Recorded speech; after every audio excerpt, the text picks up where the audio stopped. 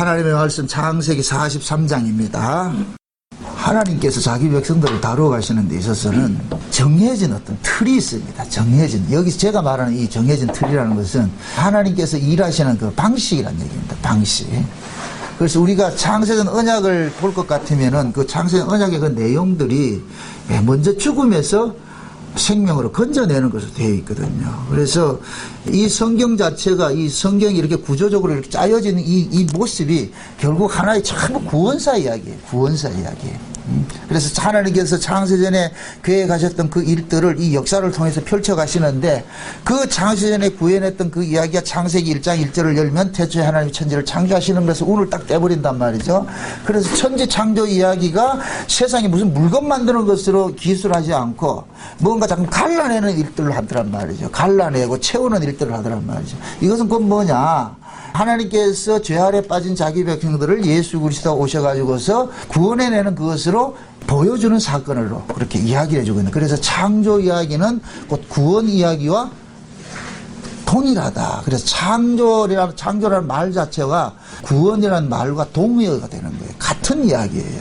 그래서 창세기 1장에 볼 것 같으면은 그 창조 기사를 어떻게 시작을 하느냐 하면 저녁에서 아침으로 나아가죠. 저녁에서 아침으로. 그 저녁이, 성경이 말하는 저녁이라는 것은 어둠인데, 이 어둠은 항상 타락을 이야기하고 죽음을 이야기한단 말이죠.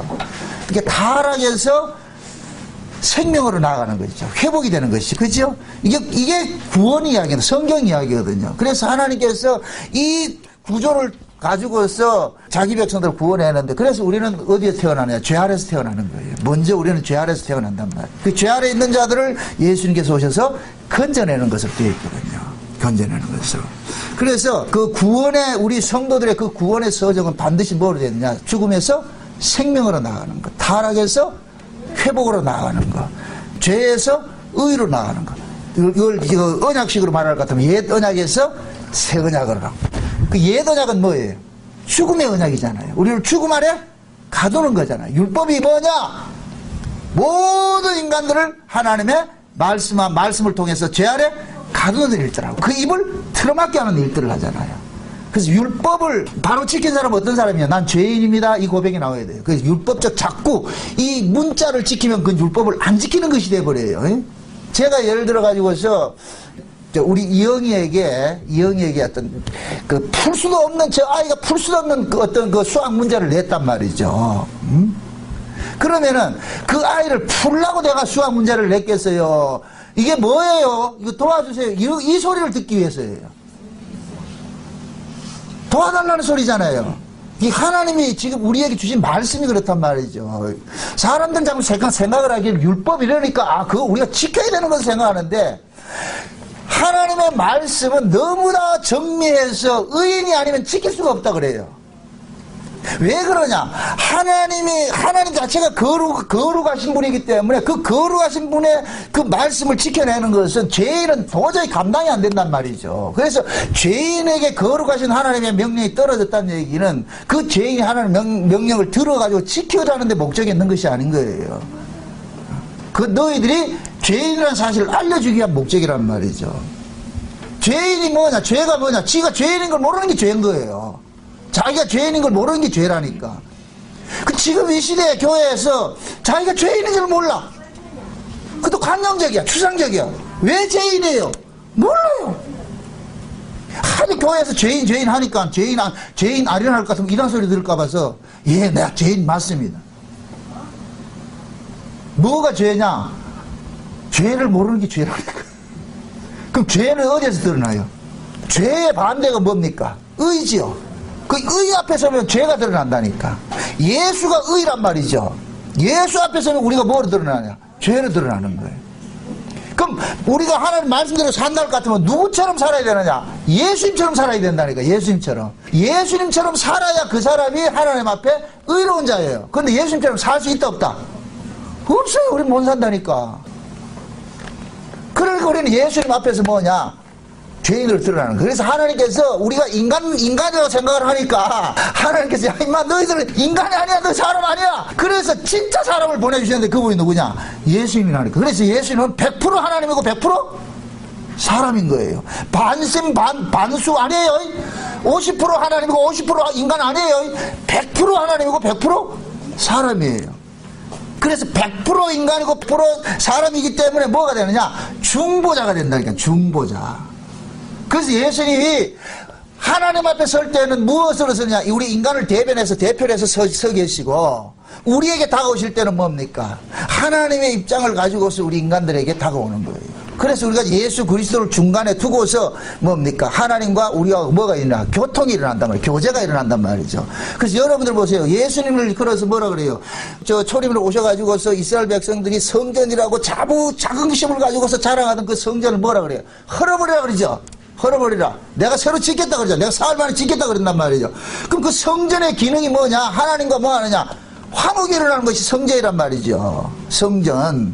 하나님과 화목이 일어난단 말이죠. 뭐 여러분들이 이 플랜카드를 붙여가지고 여기는 여호와의 기도하는 집이라 성전이라 이런 거 하잖아요. 이 성전이래 잠잠할 때도 뭐 이런 거 하자 그 붙여놓은 거 봤죠? 그런 개념이 성전이 아니라니까. 성전은 하나님과 화목이 일어나는 것이라니까. 화목이. 그럼 하나님은 누구와 화목할 수가 있느냐? 하나님은 누구와 상종하느냐? 죄 없는 자와 상종을 하는데 죄 없는 자가 있다 없다 이 땅에? 없어요. 그래서 죄 없는 분을 보내신 거예요. 육신을 입고 이렇게 보내신 분이 그분이 누구냐? 예수님인 거예요. 그래서 예수님께서 하나님과 화목이 일어날까. 그래서 예수님 스스로를 뭐냐? 내가 성전이라 그러는 거예요. 성전.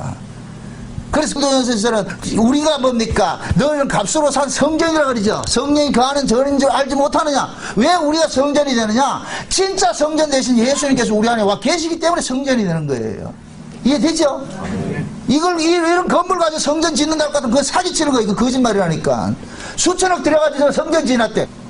그러니까 저건 멸망할 것들이란 말이야. 저건 성전이 아니에요. 성전은 뭐냐? 예수 그리스도가 성전이에요. 예수 그리스도가 자기 안에 모시고 있는 사람들은 그 사람은 어디 가가지고 여기가 성전이다 그렇게 할 필요가 없다니까.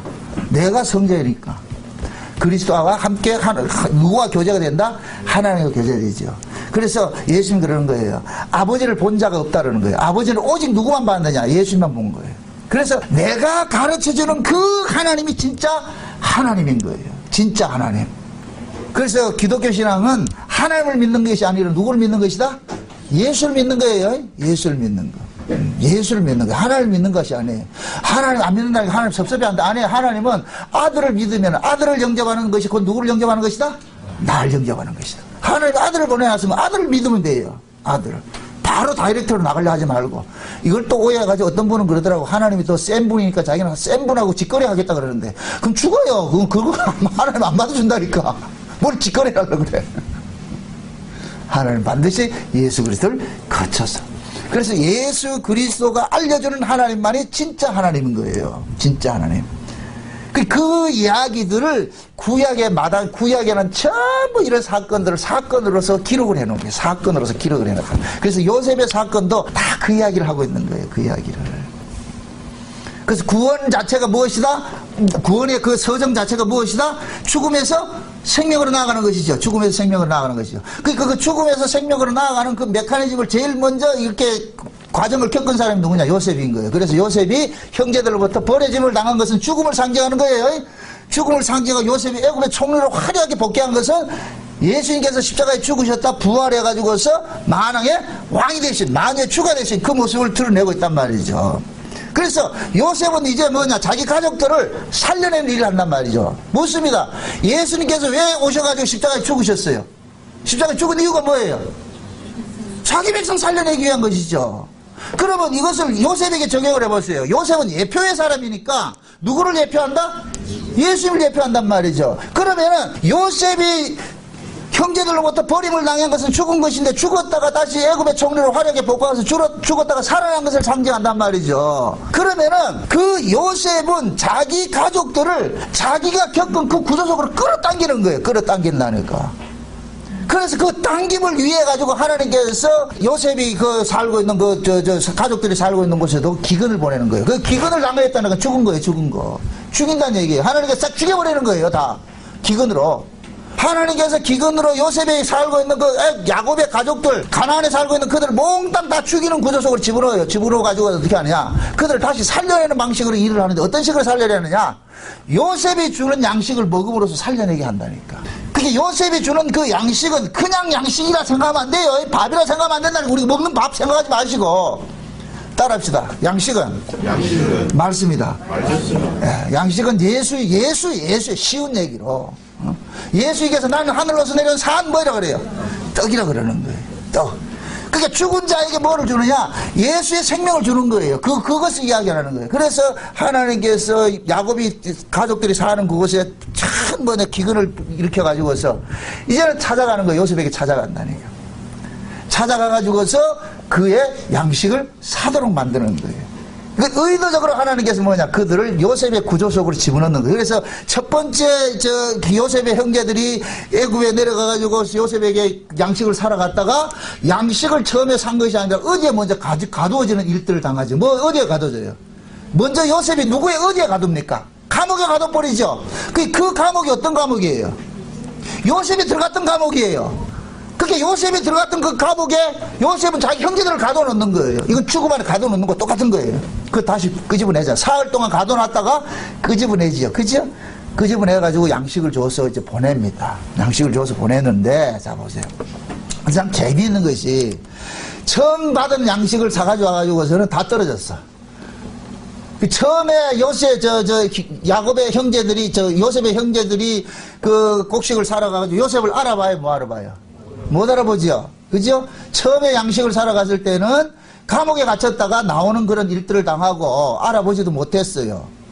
이제 그 양식이 다 떨어졌어. 두 번째 양식을 사러 가는 거예요. 그래서 오늘 본문을 볼 것 같으면은 그 이야기를 그런 거예요. 그 땅에 기근이 심하고 그들이 애굽에서 가져온 곡식이 다 뭐 했다? 떨어졌다. 다시 가서 우리를 위하여 양식을 조금 사라. 응? 그러니까 양식이 떨어졌어. 처음에 있던 양식들은 다 떨어져 버렸어. 떨어져서 이제 또 양식을 먹지 못하면 또 죽게 됐단 말이죠. 그래서 다시 양식을 찾으러 가는 일들이 일어나는 거예요. 이제는 그 양식이 어디에 있는 걸 알잖아요. 네, 이제 찾아가도록 이게 만든단 말이죠. 그게 처음에 양식을 사러 가서 그들은 감옥에 갇혔다가 풀려나고 그 감옥에 갇혔다 풀려나서 얻어진 그 양식을 가지고서 돌아왔는데 그것은 얼마 먹지 못해서 또 떨어지니까 야곱이 다시 가라 그럽니다. 다시 가서 그 양식을 사와라. 근데 이번에는 달라진다니까. 오늘 이 본문을 전체를 읽었기 때문에 여러분들 이해 담아 놓으세요. 두 번째 이제 형제들이 양식 사러 가요. 사러 가는데 요셉이 하는 이 이야기가 있어요. 처음에 형제들이 왔을 때 그 형제들을 3일 동안 옥에 가두고 그 집어내가지고 다시 양식 줘서 올라 보냈는데 거기에 누가 빠져 있느냐? 베냐민이 빠져 있는 거예요. 베냐민이. 그 베냐민은 어떤 사람이냐면은 요셉의 친동생이에요. 한 어미의 아들이에요. 한 어미의 아들. 그러니까 한 어미의 아들이라는 얘기는 베냐민도 누구와 똑같은 운명이냐면은 요셉과 같은 운명인 거예요. 요셉과 같은 운명이라니까. 그래서 요셉이 애굽에 이 버림당해서 팔려지고 나가지고 야곱은 요셉이 죽은 줄 알고 그래서 그 요셉 대신 누구를 지극히 사랑했냐면 베냐민을 지극히 사랑했어요. 왜 그러냐? 그 베냐민이 누구의 자식이기 때문에? 라헬의 자식이기 때문에. 라헬의. 유대인들의 혈통은 아버지하고 이방인 여자하고 결혼하면 이건 이방인이에요. 씨를 따지지 않아요. 유대인들은 씨를 가지고서 혈통 따지지 않아요. 우리나라는 아무 어머니라도 씨만 같으면 되잖아요. 그렇죠? 남자 씨면 되잖아요. 그런데 유대인은 달라요. 아버지가 이방인 여자하고 같으면은 이방인 여자하고 결혼했을 것 같으면 그건 뭐냐? 이방인이 돼버리는 거야. 그런데 유대인 여자와 이방인 남자가 결혼했을 때는 이 사람은 유대인 취급하는 거예요. 이건 뭐냐? 그 아이는 어머니의 훈육 속에서 자라는 거예요. 어머니의 가르침 속에서. 그러니까 아버지는 씨만 주고 그냥 끝나버리는 거예요. 어머니가 가르친다니까. 그러니까 이걸 지금 우리식으로 이야기를 해보세요. 이렇게 이야기를 할 것 같으면은 하나님께서는 아버지가 되세요. 큰 의미, 하나님의 잘 이해하세요. 하나님께서 아버지가 되세요. 그 아버지의 그 생명을 누구에게 주느냐면은 예수에게 준 거예요. 그래서 예수가 오셔가지고서 자식을 낳는 거예요. 그러면 이렇게 되면 예수님은 어떤 입장이 되느냐? 어머니 입장이 되는 거예요. 이해돼요? 그래서 하나님 입장에서는 예수 그리스도를 통해서 나아진 자만 누구를 취급하느냐? 하나님 백성을 취급하는 거예요. 이해되죠? 세상에 수많은 종교가 있어도 하나님 인정하지 않아요. 네, 예수만이 뭐와 같으냐? 야곱의 진짜 사랑하는 아내 라헬과 같은 거예요. 라헬과 같은 거. 이해되죠? 그 라헬 속에서 요셉과 베냐민이 났다니까. 그래서 하나님께서는 이 땅에 예수를 보낸 것은 그 예수님이 이 땅에 오셔가지고서 뭐 하느냐? 하나님의 씨를 낳는 일들을 한 거예요. 그게 예수님이 십자가에서 물과 피를 쏟는 것으로 나타나는 거예요. 여자가 양수를 쏟고 말에 피를 터뜨리고 해가지고 자식을 낳듯이 그 구조 똑같이 보여준 거예요. 그래서 예수를 통해서 나아진 자들만이 누구냐? 하나님 나라를 유업으로 받는다. 그 지금 보세요. 요셉이 그 라헬의 자식으로서, 라헬이 낳은 자식으로서 요셉하고 베냐민이 있는데, 요셉은 죽음 당한 것이라고 야곱은 믿었으니까, 없어졌으니까, 베냐민 하나 남았으니까 이 베냐민을 뭐 누구로 취급하느냐? 요셉과 취급하는 거예요.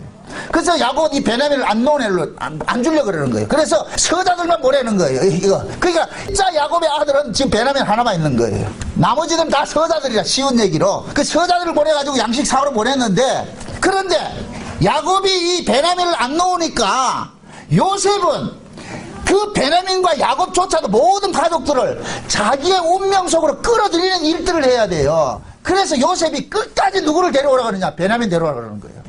베냐민 안 데려오면 양식 안 주겠다 그런다니까. 그럼 이렇게 될 것 같으면은 베냐민이 그들에게 양식을 공급하는 위치가 돼버리는 거예요. 이해되죠?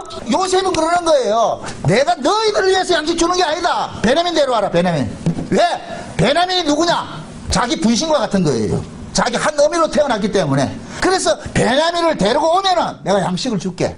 그 처음에 갔을 때는 베냐민 안 데려갔잖아요. 안 데려가가지고서 옥에 갇히고 그럼 양식을 줘서 보내는데, 이제 다시 올 때는 그냥 오면 안 된다. 베냐민 데려와라.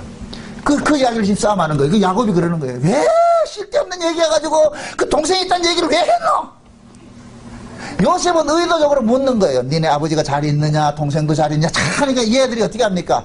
옥에 갇혔다가 빼내놓으니까 겁이 덜컥 나가지고서 세세계 가정 이야기를 물으려 하니까 그들은 있는 그대로 실토를 하는 거예요. 먼저 하나 있던 아는 여 죽었고요. 둘째 아가 하나 있는데 그게 그 한 어미의 아들인데 아버지가 얘를 너무너무 사랑해가지고서 안 보내줍니다. 야가 죽으면 아버지는 그냥 자기도 죽는 것처럼 생각해가지고, 그러니까 야곱은 지금 베냐민과 운명을 같이 하고 있는 거예요. 지금 그렇게 하잖아. 베냐민이 죽으면 내가 슬피 울면서 음부에 내려갈 건다 그러잖아요. 그러니까 베냐민을 못 내놓는다. 그러면은 요셉 입장에서는 베냐민이 자기 구조 속으로 끌려 들어와야 된다니까. 여러분들, 구원이라는 것은 예수 그리스도와 연합이 되는 거예요. 연합이. 그래서 우리가 구원을 받게 될 것 같으면은 예수님의 운명 속으로 우리는 끌려 들어가는 거예요. 끌려 들어간다니까. 그게 예수와 연합된 사람의 특징이에요. 여러분들 지금 한국교회는 예수 믿고 나서 복 받고 잘 살자 그러는데 이거 전혀 복음이 아니에요. 하나님께서 이 땅에 복을 준 적이 없다니까. 그건 구약적 개념이에요. 구약은 그림자예요. 그림자. 복이 어떤 것이냐 설명하기 위해서 있는 것이지, 그 구약의 복 가지고 이 땅에서 복 받고 잘 산다고 하면 안 된다고. 그건 세상 종교라니까. 신약을 보세요. 예수님께서 오셔가지고 어디에 이 땅에 복 받는 것이 얘기한 적이 있냐고. 없어요. 묻습니다. 구약의 이스라엘조차도 누구를 통해서 구원받느냐? 신약의 예수를 통해서 구원을 받는 거예요. 구원을 받는다니까. 그래서 구약의 이스라엘 백성들은 예수 그리스도를 통해서 구원받는 것을 예표적으로 하나님께서 그들을 쓰고 있는 거예요. 이것을 기능적 이스라엘을 한다. 기능적 이스라엘. 그래서 구약의 이스라엘을 가지고서 하나님께서 장차 예수님께서 오셔서 어떻게 자기 백성을 구원해낼 것인가를 보여주는 그림을 보여준 거예요. 그림을 보여줬단 말이에요. 그래서 구약의 이스라엘 백성들은 전부 죽으면은 어디로 들어가느냐? 아브라함 품으로 들어가는 거예요. 그래서 아브라함이 막벨라 굴을 하나 사놨는데 그 굴 속으로 전부 누가 들어가느냐? 언약의 후손들이 들어가는 거예요. 그래서 구약에는 죽으면 어디로 돌아간다? 열조로 간다. 열조. 그 열조가 어디 있냐? 아브라함 품이란 말이죠. 근데 예수님께 십자가에 딱 죽으시자 무덤이 열리고 땅이 진동하고 바위가 깨지고 이렇게 하면서 해서 죽은 자들이 뭐 하요? 살아나 버리죠. 그게 예수님이 십자가에 죽으심으로 인해서 구약의 이스라엘 백성들이 살아나 버린 거예요. 이해되죠? 그 얘기는 구약의 이스라엘 백성들은 누구를 통해서 구원을 받는다? 예수를 통해서 구원받는다 그러는 거예요. 그래서 예수님께서 유대인 보고 그러잖아요. 아브라함도 내 때를 보고 즐거워했다 그러니까 유대인들이 그걸 뭐하러 먹고, 이 말이 무슨 말인지 뭐하러 먹으니까, 야 인마 니 나이 50도 안 된 놈이 그 2000년에 있던 그 아브라함 왜 안단 말이야. 그러니까 그들은 뭐냐, 역사적인 사관에서 가지고 있으니까 못 보는 거예요. 이거 보셔야 돼요. 하나님께서 하나님은 위에 계세요. 우리는 땅에 있어요. 땅에 있어요. 위에서 하시는, 여기를 묵시라 그러는데, 묵시고 여기는 역사입니다. 역사는 시작과 끝이 있기 때문에 항상 뭐냐, 순서적으로 배열이 되어 있어요. 과거, 현재, 미래적으로 이 순서적으로 배열이 있어요. 그러니까 우리가 지금 여기에 있어요. 여기에 있을 것 같으면은 이걸 편의상 구약의 시작을 아브라함으로 봅시다. 아브라함하고 우리하고는 이 간극이 있어서 우리는 아브라함을 뭐라 부르냐? 조상이라 부른단 말이죠. 조상이라 부른단 말이죠. 형제라 부른단 말이죠. 그러나 하나님 묵시적인 입장에서는 이 순서로 일하는 것이 아니고 사건 중심으로 일하는 거예요. 사건 중심으로 툭툭툭툭 던져지는 거예요. 사건 중심으로 일하기 때문에 묵시 안에서는 아브라함이나 우리나 가면 뭐가 되느냐? 형제가 되는 거예요. 형제. 그래서 나중에 가가지고 아브라함 할아버지 이러면 안 된다니까 가가지고 야 아브라함 수고했다 이렇게 나와야지. 모세야 수고했자 이렇게 나와야지. 아 모세 형님 뭔 형님이야 형님이. 우리는 다 예수 안에서 한꺼번에 나아진 자들이에요. 한꺼번에 나아진 자들이니까. 이해됩니까? 예수님께서 이 땅에 오셔가지고서 2000년 전에 일을 하셨다고 해가지고 우리가 지금 2000년 후에 구원을 받았으니까 2000년 전에 구원받은 사람은 형님이고 우리는 따오고 그런 개념이 아니라니까. 그건 역사적인 개념이고 묵시적인 개념은 사건 중심이에요. 사건 중심. 툭툭툭 우발적으로 턴져 나온단 말이에요. 그렇게 될 것 같으면 우리는 뭐냐? 모세 시대나 지금 시대나 똑같은 거예요. 그래서 예수님께서 내가 다시 올 때 뭐는 누구의 때와 같다 그랬어요? 노아의 때와 같다 그랬죠? 노아의 때. 그럼 지금 이 시대가 노아의 때와 똑같은 거예요. 그럼 노아의 때가 어떤 때라 그랬어요? 하나님께 은혜를 입었죠. 노아가 하나님 은혜를 입었잖아요. 그래서 노아가 하나님의 은혜를 입으니까 뭐 하느냐?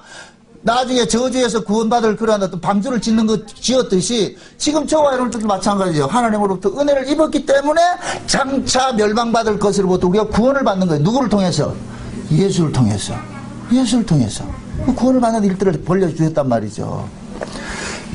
그러니까 구약의 이스라엘에게 일어났던 그 사건들은 전부 신약의 예수를 통해서 일어날 것들을 미리 예표적으로 보여준 밑그림이에요. 밑그림. 그래서 우리는 구약의 사건을 가지고서 예수님의 사건으로서 정답지를 가지고서 보는 거예요. 그래서 여러분들이 구약 성경을 읽을 때 이해가 안 되거든. 신약을 가지고서 해석을 하면 이해가 쉬워져요. 너도 누구 이야기다? 예수 이야기. 예수 이야기. 자기 백성 살려내는 이야기. 그 이야기예요. 그럼 예수님께서 이 땅에 오신 것은 자기 백성들을 이 땅에 코 박고 잘 살게 빌딩 짓고 잘 살게 하려고 왔어요. 이 땅에서 빼내기 위해서 왔어요. 빼내기 위해서 왔죠. 빼내기 위해서 오신 분이 뭐 이 땅에 복을 주겠냐 말이죠. 성경 어디에 예수 믿고 복받은 사람이 있어요? 이 땅에 복받아서 재벌로 산 사람이 어디 있어요? 없어요. 한국교회만 있지. 그러니까 한국교회 가르치는 예수는 이단이라니까. 이단. 하긴 뭐 이런 말을 하는 내가 이단이죠. 예수를 몰라서 그래. 예수를 몰랐어.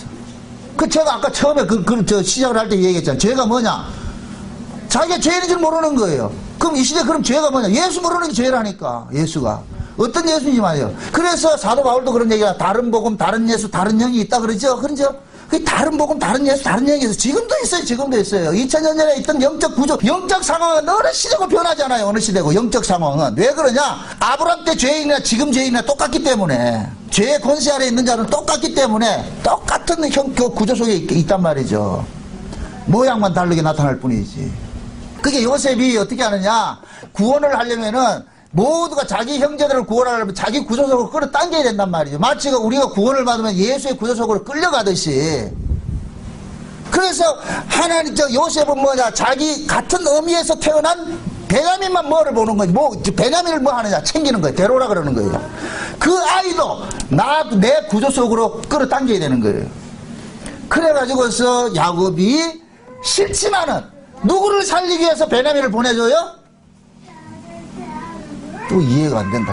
지금 야곱의 자식들이 있잖아요. 야곱의 자식들이 드러난 자식은 12아들이에요. 그럼 12아들들이 또 낳은 자식들이 있을 거 아니에요. 손주도 있고 손녀도 있고 며느리도 있고. 그럼 그 며느리고 손주고 이런 애들은 다 어디에 있어요?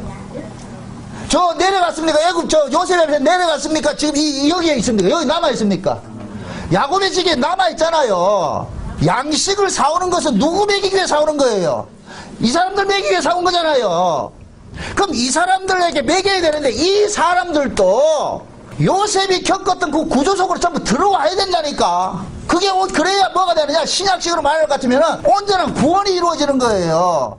그러니까 지금 가나안에는 야곱하고 베냐민하고 그 나머지 식솔들이 있단 말이죠. 이걸 성경에서는 나중에 이야기를 할 때 70명이 내려갔다 그러잖아요. 그러면 지금 요셉은 이미 죽은 자로 간주돼 버리고 내려간 사람이 10형제가 내려갔죠. 10형제 베냐민 빼놔놓고 10명이 내려갔잖아요. 그럼 60명은 지금 어디에 있어요? 가나안에 있잖아요. 요셉이 그러는 거예요. 베냐민을 안 데려올 것 같으면 이 60명 굶어 죽는다 이 얘기예요. 양식 안 줄게. 그럼 이 60명이 다 죽어야 돼. 그럼 이 60명은 누구 때문에 사는 자가 돼버리냐? 베냐민 때문에 사는 자가 돼버린다니까. 지금 이해됩니까? 그럼 베냐민은 결국 뭐냐? 양식은 요셉이 주는 것이지만은 베냐민이 결국 이 60명을 살려내면 요셉의 역할을 하는 거예요. 왜 그러냐? 요셉과 베냐민은 한 어미에서 태어난 자이기 때문에. 그래서 요셉이 그러는 거예요. 베냐민 데려와라. 걔 안 데려오면 안 준다. 나중에 참 의미심장한 이야기가 나오는데, 베냐민이 이제 여기 데리고 왔잖아요. 데리고 와가지고서 나중에 이제 곡식을 줘가지고 부을 때 베냐민의 곡식 자루에 뭐를 집어넣어요? 은잔을 집어넣지요. 그 은잔이 뭐예요? 요셉이 뭐 한 때 쓴다 그래요?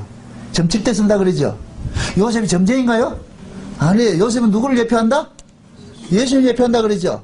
그럼 요셉이 은잔을 가지고서 점을 친다는 얘기는 신탁을 받는다는 얘기예요. 신탁을. 그 요셉이 받는 그 신탁을 지금 누구에게 넣어줬어요? 베냐민에게 넣어줬죠. 다른 형제들에게 안 넣어줬죠. 그게 요셉이나 베냐민이나 쌤쌤이라는 얘기예요. 똑같은 이야기라는 거예요. 요셉이 받은 신탁을 지금 누구에게 주느냐? 베냐민에게 주는 거예요. 누구이기 때문에? 요셉과 같은 한 어미에서 태어난 형제이기 때문에 주는 거예요. 그게 그 구조라니까. 그리고 또 하나 중요한 것은 뭐냐? 처음에 기근을 당해서 애국으로 내려갔을 때는 요셉이 자기 정체를 안 밝혀요. 그냥 종으로서 그들은 양식 사가지고 그냥 가는 걸로 되어 있어요. 두 번째 베냐민을 데리고 오니까 요셉이 그 형제들을 어디로 초대하느냐? 이 놀라운 사건이 일어나는 거예요. 자기 집으로 초대해요. 이건 상상을 넘는 일이에요. 자기 집으로 초대하고 자기 식탁에 자기가 먹는 식물을 준비합니다. 이건 그 뭐와 같으냐? 예수님께서 최후의 만찬 때 떡과 포도주를 나눠주면서 이 떡은 누구 것이다? 내 살이다. 피는 뭐이다? 내 피다. 포도주는 내 피다. 이거와 마찬가지예요. 지금 뭐냐? 요셉이 자기 형제들을 자기 만찬에 초대를 하는 거예요. 두 번째 곡식 사러 갔을 때, 요때는 누가 따라간다? 베냐민. 만약에 베냐민이 안 따라갔을 것 같으면 거기 초대된다, 안 된다? 안 되는 거예요. 베냐민 때문에 초대하는 거예요. 요셉은 베냐민 때문에 초대한 거예요. 왜? 그 베냐민이 자기와 같은 혈족이기 때문에, 자기 동생이기 때문에, 그러니까 베냐민에게 요셉은 자기가 먹는 식물을 줘야 되는 거예요. 그래서 오늘 본문 마지막에 볼 것 같은 베냐민에게는 5배나 식물을 줬다 그러죠. 5배나 식물. 그러니까 성경이 말하는 5라는 거, 이 펜테코스라는 이 5라는 이 단어는 항상 뭐냐? 거듭남, 새로운 세계, 그런 의미가 있다니까. 그러니까 우리가 오순절을 이렇게 했을 때 오순절에 뭐가 의미해요? 성령으로 거듭남이 의미하죠. 그죠? 그래서 베냐민에게 식물의 5배를 줬다는 이 얘기는 베냐민이 이제는 뭐냐? 성령의 신탁을 받는 자라는 의미에서 요셉이 쓰는 은잔도 거기에다 넣어주는 거예요. 이게.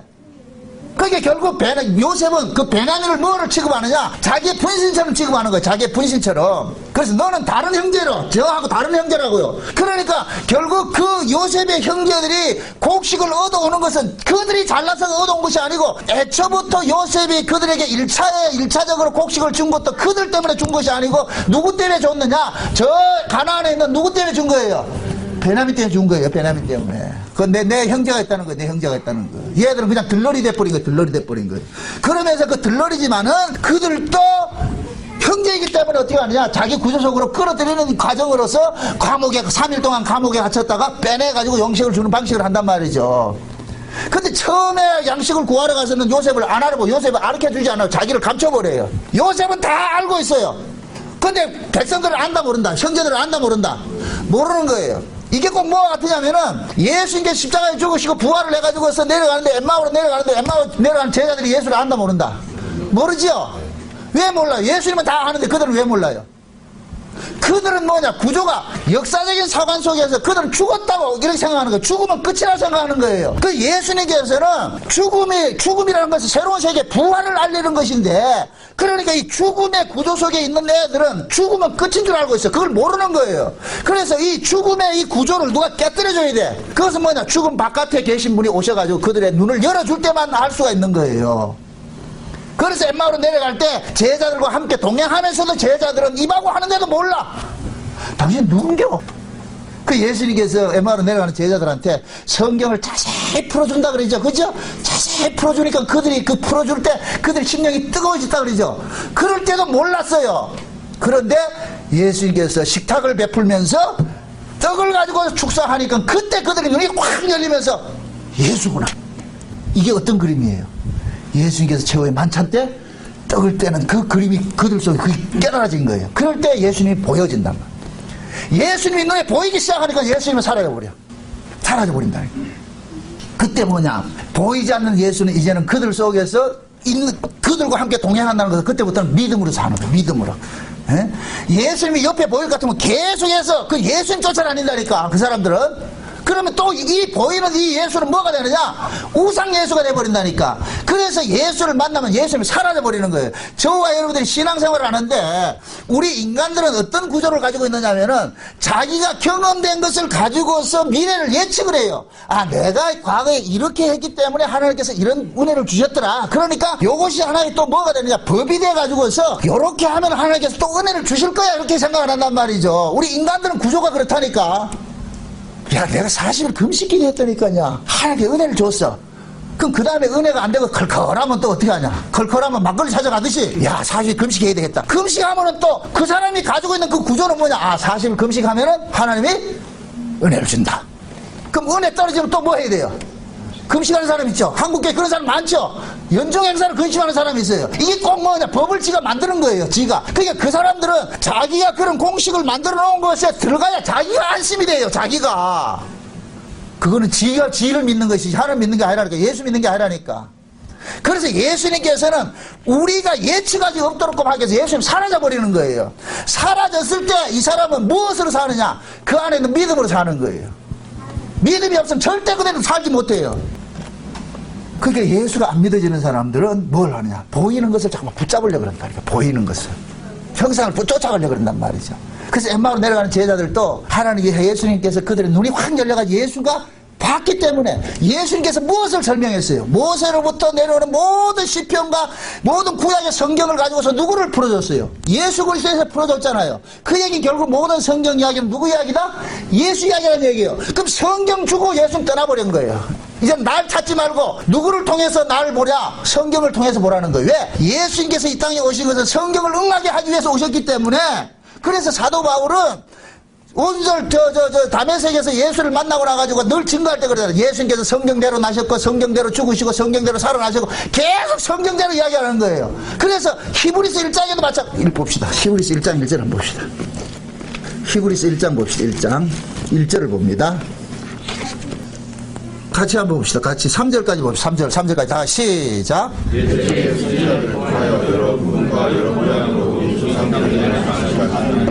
이 모든 날마다 하나님을 보아야 우리에게 말씀하셨으니 이 아들을 만일 상속자로 주시고 또 그로 말미암아 모든 세계를 지으셨느니라. 이는 하나님의 영광의 광채시요 그 근본의 형상이시라. 그에게 분명히 말씀으로 만물을 뜨시며 죄를 정결하게 하는 일을 하시고 또 근곳에 계신 지극히 크신 이의 우편에 앉으셨느니라. 아멘. 자, 옛적의 선지자들로 여러 부분과 여러 모양으로 우리 조상들에게 말씀하신 하나님이 이렇게 될 것 같으면은 옛적의 조상들과 여러 부분과 여러 모양으로 말씀했을 것 같으면 뭐 요셉의 이야기도 결국 누구 이야기예요? 예수 이야기가 되는 것이죠. 그 구약에서는 예표적으로 이렇게 다 얘기했다는 거예요. 그러니까 제가 그런 얘기예요. 구약의 모든 이야기들을 약탕기에서 돌돌돌 짜면은 누가 나온다? 예수가 나오는 거예요. 그러니까 구약의 모든 이야기 예수 이야기예요. 그러니까 예수님께서 엠마오로 내려가는 제자들에게 구약의 모든 성경을 통해서 누구를 풀어주느냐? 그리스도께서 십자가에 죽으시고 부활하게 될 것을 그걸 가르쳐 준 거예요. 그걸 알게 주니까 그때 비로소 그들이 뭐냐? 축석 예수님께서 떡을 떼주시니까 눈이 밝아져가지고 아, 예수를 봤구나. 그러면 그 엠마오로 내려갔던 그 제자들이 눈이 밝혀진 이들이 그때부터는 무엇을 가지고 누구를 증거하겠어요? 성경을 가지고 누구를 증거하겠어요? 예수를 증거하지요. 지금 히브리서도 그 얘기예요. 얘들아 구약에 여러 가지 사건도 있고 여러 가지 일들이 있지. 그게 전부 누구 이야기인 줄 아냐? 예수 이야기야. 그래서 하나님께서 마지막 때 누구를 보냈느냐? 그 아들을 보내가지고서 그러니까 예수가 모든 구약의 모든 문제지의 문제풀이를 하는데 그 문제풀이의 해답이 누구냐? 예수였다는 거예요. 예수였다는 거. 그 얘기 지금 하고 있는 거예요.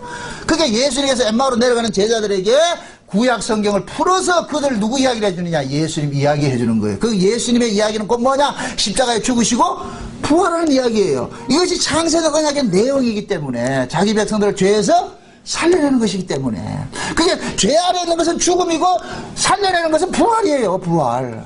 그 사건을 지금 얘기해 주는 거예요. 그래서 엠마오로 내려가는 제자들도 예수님과 떡을 먹으니까 뭐가 됐다? 눈이 밝아졌죠. 지금 요셉도 마찬가지예요. 자기 형제들 어디에 초대하느냐? 자기 식탁으로 초대하는 거예요. 자기 집으로. 요셉의 형제들이 처음에 요셉에게 뭡니까? 양식 사러 왔을 때 요셉이 뭐라 그래요? 너들 간첩이지 그랬잖아요. 간첩이지. 그러니까 자기들이 간첩이 아니라는 것을 증명하기 위해 가지고 자기 집안 내력을 쭉 설명을 하잖아요. 그런데나 요셉이 그들이 양식을 사러 와가지고서 양식을 사서 갔는데, 근데 세상에 요셉이 그들 속에 뭡니까? 그들이 양식 자루 속에 전부 다 돈을 집어넣어 버렸잖아요. 돈을 도로 줘 버렸잖아요. 그게 돈을 도로 받고 와서 보니까 이 사람들은 지금 겁이 덜컥 나는 거예요, 이제. 만약의 경우에, 만약에 다른 데 양식이 있었을 것 같으면은 찾으러 왔을까요? 안 찾으러 왔을까요? 안 찾으러 왔겠죠? 그냥 야곱이 그러는 거예요. 집에 와가지고서 자식들이 아버지, 우리가 돈 주고 양식을 사려고 그렇게 했는데, 나중에 보니까 돈이 우리 자루에 그대로 있어요. 이제 큰일 났어요. 우리가 이거 도둑질한 것이 돼버리고, 이제 우리 내려가면 죽습니다. 그 유다가 그러는 거예요. 아버지요. 우리 이제 내려가면은 도둑놈이 돼가지고 우리 다 죽을 뻔했는데, 이거 우회일 거예요. 그러니까 자를 보내야 됩니다. 자가 가야 살 수 있습니다. 베냐민 보내주이소. 그게 야곱은 베냐민을 보내기 싫은데 어떻게 해서 보내느냐? 나머지 가족들 살리기 위해 가지고 눈물을 머금고 보내는데, 그게 야곱이 이제 그러잖아요. 아들한테 보낼 때에 그냥 가지 말아라. 그냥 가지 말고 그분에게 우리가 좀 뭔가 좀 성의를 표하자 이래가지고 뭐 합니까? 향품과 뭐 향유와 뭐 이런 거 파다는 거 이렇게 해가지고 꼭 그걸 보고 뭐라 그래요? 이렇게 시집갈 때 하나 싸가지고 가는 거, 그 뭐예요? 집사님 뭐예요? 이름이? 아니, 음식물 있잖아요. 시집갈 때 신부가 가져가는 이바지 음식이라고 하잖아요. 이바지 음식. 지금 그거와 마찬가지예요. 그거 가지고서 그 사람 그 마음 좀 풀어드리라. 우리가 이런 것이 아니었다고. 그래 지금 뭡니까? 요셉의 형제들은 자기들이 이제 잡혀서 집으로 불렀을 때 이 요셉의 형제들이 하는 이야기가 서로 이야기할 때 무슨 이야기를 했어요? 야, 지난번에 우리 양식 사러 갔는데 돈 그대로 가져가지 그것 때문에 지금 우리 죽이려고 지금 집으로 불렀구나. 큰일 났다. 그런데 요셉이 탁 해가지고 상을 쫙 펼쳐놨잖아요. 펼쳐놔놓고 먹으라 그러잖아요. 그걸 먹고 난 다음에 이게 43장, 44장, 45장은 하나의 이야기예요. 하나의 이야기인데 이게 전부 두 번째 사건이라니까. 그게 첫 번째 떡을 먹으러 양식을 찾으러 왔을 때는 요셉은 뭐하냐? 그들은 감춰져 있었는데 두 번째 양식을 먹고 요셉의 집에 식사에 초대를 받고 나가지고서 요셉의 식물을 먹고 난 이후에 그들은 뭐냐? 나중에 요셉을 자기가 스스로 정체를 밝히잖아요. 요건 뭐 무엇을 상징하냐? 아까 제가 두 양식을 이야기를 할 때 첫 번째 양식이 있고 두 번째 양식이 있는데 지금 두 번째 양식을 사러 간 거잖아요. 두 번째 양식을 사러 갔는데 여기에 누가 동행을 했고 베냐민이 동행을 했고, 베냐민이 동행을 하니까 요셉이 어디를 불러요? 그들을 자기 식탁으로 불러버리잖아요. 자기가 먹는 양식을 그들에게 줘버리잖아요. 자기가 먹는 양식을 준다는 너와 우리는 뭐이다? 한 식구라는 거예요, 한 식구. 여러분들, 식구라는 개념은 하나라는 개념이에요, 하나라는 개념. 여러분들, 교회에 이렇게 예배를 마치고 우리가 애찬을 하는 것은 이게 엄청난 의미가 있다니까요. 이게 그냥 밥 먹는 그게 아니에요. 밥을 먹는다는 얘기는, 함께 밥을 먹는다는 얘기는 서로 마음이 공유가 된다는 얘기예요, 서로가. 기분 나쁜 사람은 밥 먹어요. 밥은 마음이 합해야 돼야 먹는 거예요. 기분 나쁜 사람하고 싫은 사람하고 밥 먹으면 밥이 들어간다 안 들어간다? 안 들어가죠. 그래서 밥은 우리가 생각할 때 밥은 그 음식을 먹는 것 같지만 실제 뭐로 먹냐? 마음으로 먹는 거예요. 마음으로. 그래서 진짜 사랑하는 사람하고 밥 먹을 것 같으면은 맛이 좋잖아요. 맛이 좋고 말이죠. 웃는 분은 다 경험이 있는 분들이라니까. 안 웃는 사람들은 경험이 없어서. 사랑하는 사람 먹어보세요. 돌을 씹어도 맛있죠. 소화가 되지. 지금 요셉이 지금 자기 형제들 식탁으로 초대하는 게 놀라운 사건인 거예요. 근데 자기 형제들은 지금 알다 모른다? 모르죠. 요셉이 다 풀어놔놓고 그 형제들은 다 해주고, 나중에 이제 오늘은 안 나옵니다만 나중에 요셉이 자기 정체를 밝혀버리잖아요. 내가 형님들아 나다. 나중에 요셉이 그러는 거예요. 하나님께서 형님들이 나를 팔았지만은 나중에 보니까 내가 알고 보니까 하나님이 먼저 형님들이 시켜가지고 나를 팔아가지고서 결국 형님들 이 기근 속에서 살려내려고 하나님이 나를 먼저 보내가지고 이렇게 만들었더라 아이가. 어? 그 형님들 절대 자책하지 말아라. 자책하지 말아라. 이게 뭐와 같은지 아세요? 우리가 예수를 죽였잖아요. 여러분들 예수 죽였어요, 안 죽였어요? 죽였습니다. 무엇 때문에 죽였어요? 예수님이 유대인들한테 왜 죽었어요? 왜 죽임당했어요? 유대인들이 예수님이 요구하는 걸 줬을 것 같은, 유대인들이 요구하는 걸 예수님이 줬으면 죽는다, 안 죽는다? 안 죽죠? 유대인들이 뭘 원했어요? 세상의 떡을 원했고, 권력을 원했잖아요. 로마를 무너뜨리고, 새로운 이스라엘을 건설하는 그 정치적인 메시아를 원했잖아요. 세상의 메시아를 원했단 말이죠. 그래서 예수님께서 나는 세상 메시아가 안 할래 하니까 예수를 죽였잖아요. 그러니까 죽음이, 예수님의 죽음이라는 것은 인간들이 생각하는 그런 죽음이 아니거든요. 그러니까 우리는 다 예수를 죽였어요. 예수를 죽인 자라. 우리도 다 뭐냐? 예수 앞에 나와서 인간적인 걸 요구를 한다니까. 우리 이 몸뚱이를 가지고 있는 한은. 근데 예수님께서 우리의 소원을 들어준다, 안 들어준다? 안 들어주잖아요. 안 들어주니까 우리는 뭐냐? 자의반 타의반 우리는 예수를 죽일 수밖에 없는 인간이라니까. 지금 하나님께서 요셉이 그러는 거예요. 형님들이 나를 죽인 것이 아니고 하나님이 나를 뭐 했다? 죽이게 만들었더라. 죽이게 만들면서 뭐냐? 나중에 형님들을 살려내기 위해서 나를 죽이게 만들었더라. 지금 요셉이 그 고백하는 거예요. 하나님 지금 우리에게 그러는 거예요. 우리는 예수를 죽일 수밖에 없어요. 죽일 수밖에 없는 구조를 만들어 놓아놓고 나중에 하나님께서 깨닫게 만드는 거예요.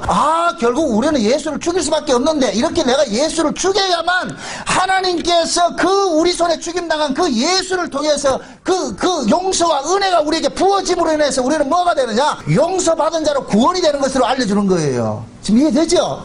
구원이라는 것은 쉬운 말로 원수가 용서받는 거예요. 용서받는 거. 원수가 용서받는 거라니까.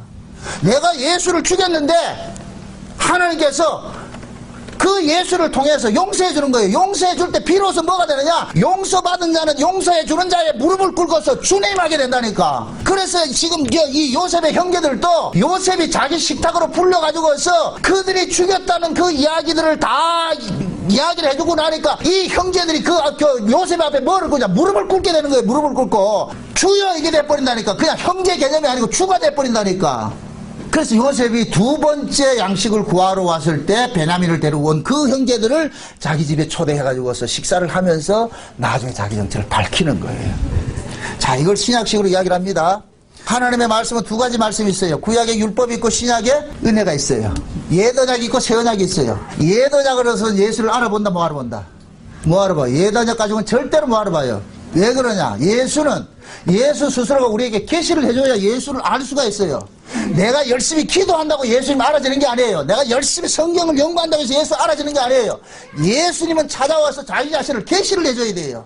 계시를 해줘야 된단 말이죠. 근데 율법은 뭐냐? 예수님께서 하나님이 감춰져 있어요. 스스로 감추는 거예요. 하나님은 스스로 감추는 일을 한다니까, 율법을 통해서. 근데 신약의 새 언약은 뭐냐? 이게 드러내는 일들을 하는 거예요. 드러내는 일들을 한단 말이죠. 그럼 구약과 신약의 차이는 뭐냐? 구약의 율법을 통해서 내가 죄인이라는 사실을 깨닫고 내가 죽임을 당한 자라는 이 사실을 아는 자에게 예수님께서는 두 번째로 나타나셔가지고 예수님 스스로를 계시를 해주는 거예요. 이게 새 언약이라니까. 그래서 새 언약 은 뭐냐? 하나님께서 우리 안에 파고 들어오는 거예요. 그분이 우리에게 침투해 들어오신다니까. 이걸 천국은 침노를 당한다 그런단 말이죠. 그걸 우리가 천국을 침노하는 얘기가 아니고 천국이 우리를 침노해 온다니까. 이해돼요? 그 천국이 누구예요? 예수라니까. 예수. 세례 요한이 그러잖아요. 예수님 보고 천국이 가까이 왔다, 하나님 나라가 임했다 그러잖아요. 예수가 하나님의 나라고 예수님이 천국이라니까. 그 예수님이 침노에 들어오셨다니까. 우리가 오세요 한 것이 아니고. 요셉의 형제들은 요셉을 알 수가 없어요. 요셉이 스스로를 계시해줘야 알 수가 있다니까. 그게 두 번째 음식을 통해서 나타났다니까. 이해돼요? 그게 신약의 말씀을 통해서 신약의 말씀을 먹으면 신약의 말씀이 예수 그리스도를 스스로 계시를 해주는 거예요. 예수님께서 이렇게 우리를 구원을 해 주셨구나, 이걸 알게 된다니까. 그래서 하나님께서 요셉을 가지고서 자기 형제들을 어떻게 살려내는가, 요 그림을 가지고서 신약에 장차 예수님께서 자기 백성들을 어떤 식으로 살려낼 것인가를 보여주는 거예요. 그래서 예수님께서도 우리에게 오실 것 같으면 두 가지 양식을 주는 거예요. 먼저 뭐를 주느냐? 율법을 주는 거예요. 율법을 통해 가지고 우리를 죄인 되게 만들어 가지고서 우리를 죄인 되게 만드는 거예요. 첫 번째 양식을 그들이 사가지고 갔는데 그들이 곡식값을 내고 갔다. 전부 돈 그대로 가져갔다. 그대로 가져갔죠. 그들이 원한 거예요. 요셉이 그렇게 만들었어요. 요셉이 그렇게 만든 것은 결국 이들을 전부 어디에 가두기 위한 거예요? 도적놈 만들기 위한 거죠. 죄인 만들기 위한 거죠. 그럼 죄인은 이제 어떻게 돼야 돼요? 죽어야 되죠.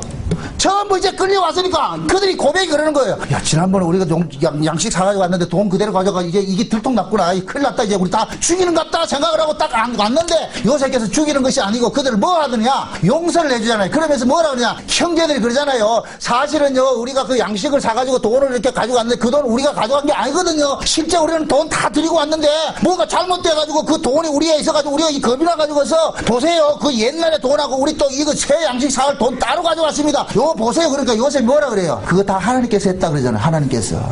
너희들이 그런 게 아니고 하나님께서 다 그렇게 했느니라. 그래서 지금 뭐냐? 하나님께서 그 요셉의 형제들로 하여금 뭐 하느냐? 죄인 만드는 일을 만들어버린 거예요. 그럴 때 요셉이 뭐 해버리냐? 용서가 부어지죠. 그러니까 최고의 용서가 뭐냐? 그 죄인들을 죄인이라고 고백하는 그 형제들을 어디로 부르느냐? 자기가 먹는 식탁에 초대하는 거예요. 식탁에. 자기 집으로 초대해서 같이 밥을 먹는 것으로 나타나는 거예요. 밥 먹는다는 얘기는 뭐냐? 화해됐다는 얘기고, 너는 내 형제라는 얘기예요. 한 가족이라는 얘기예요. 그걸 지금 알려주는 거예요. 알려준다니까. 그래서 요셉의 형제들이 비로소 뭐가 되느냐? 두 번째 그 음식을 먹고 나서 두 번째 양식을 사러 가서 요셉을 알게 되고, 그 요셉을 알게 된 그들이 다시 가나안에 올라가가지고 이제는 전부 그 가나안에 있는 모든 야곱의 식구들을 데리고 어디로 내려옵니까? 몽땅 애굽으로 내려오죠. 그죠?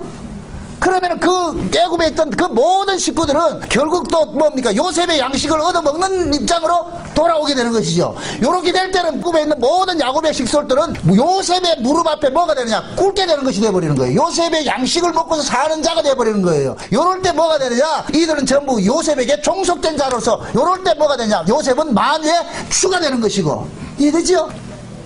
하나님께서 지금 요셉이 베냐민 사건을 통해 가지고서 이야기해 주는 것이 그 이야기해 주는 거예요. 응? 그럼 지금 이 시대로 이 버전을 얘기를 합시다. 저와 여러분들 처음 우리는 율법 아래 있었어요. 율법 아래서 우리는 다 죽어야 됐어요. 우리 죄인으로 드러나 버렸어요. 그런데 예수님께서 오셔가지고서 우리 안에 자기 식탁을 베푼 거예요. 예수님께서 우리 안에 자기 식탁을 베풀었어. 말씀의 잔치를 주셨단 말이에요. 그 말씀을 먹고 나니까 예수님께서 계시가 되는 거예요. 예수님께서 어떻게 우리를 구원해 주셨고, 내가 도대체 어떤 구원을, 어떤 혜택을 입었고, 하나님께서 나를 구원하기 위해서 어떤 희생을 치렀고, 이러한 일들을 다 보여지게 하는 거예요. 그러니까 우리 안에서 예수가 믿어지는 사람들은 그때부터 뭐 하느냐? 예수님의 십자가 사건이 남의 이야기로 들려지는 것이 아니고 전부 누구 이야기로 들려지냐? 나를 구원하는 하나님의 그 은혜 소리로 들려지는 거예요. 그럴 때 그 예수님의 십자가가 뭐를 하느냐? 기쁜 소식이 되는 거예요. 복음이 되는 거예요. 복음이 되는 거예요. 아, 하나님께서 나 하나 구원하기 위해서 이런 일들을 벌렸구나. 세상에 내가 이런 구조를 다 겪고 오게 했구나. 그래서 갈라디아 4장 1절에 보면 그러잖아요. 원래 하나님께서 우리는 아들인데 잠시 동안 율법 아래 종노릇 만들어 놨다가 나중에 때가 되니까 예수님께서 보내가지고서 율법 아래 있는 자기 백성들을 속량해가지고서 속량한 그들에게 뭐를 보내줘가? 아들의 영을 보내줘가지고서 그 아들의 영이 오고 나니까 우리가 뭐라 부르더라? 아버지를 부르시더라. 이렇게 얘기하잖아요.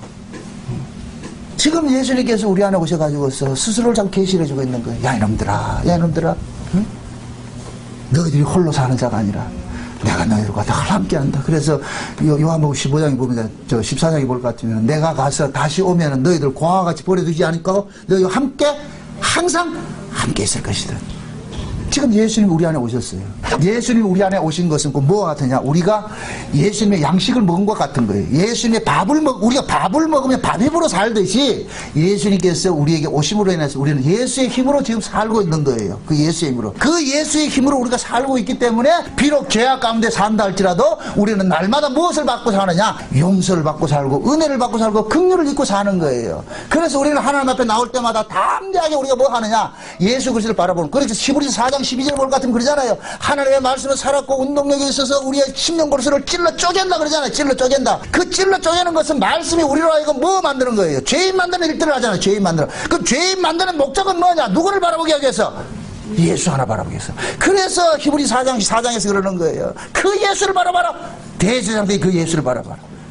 때를 따라 돕는 은혜를 얻기 위해서 우리가 은혜 보좌 앞으로 담대히만 한다? 나아가는 거예요. 그래서 지금 저와 여러분들이 이 자리에 나와 있는 거예요. 꼬라지는 이래도. 응? 우리는 모두가 아버지의 뜻대로 살아갈 수 있는 인간들이 아니에요. 그렇지만은 죄인의 모습이지만은 그럼에도 내가 나올 수 있는 것은 누구 공로 때문에 나온다? 예수님의 공로 때문에. 예수님의 용서 때문에 나오는 거예요. 그러니까 여러분들이 하나님 앞에 나올 때마다 자랑스러운 것은 여러분이 자랑되면 안 되고 누구를 자랑해야 되느냐? 예수 그리스도를 자랑해야 되는 거예요. 그 은혜 감사해야 되는 거예요. 오늘도 그 은혜 감사하는 하루가 되시기를 주 여러분 축원드립니다.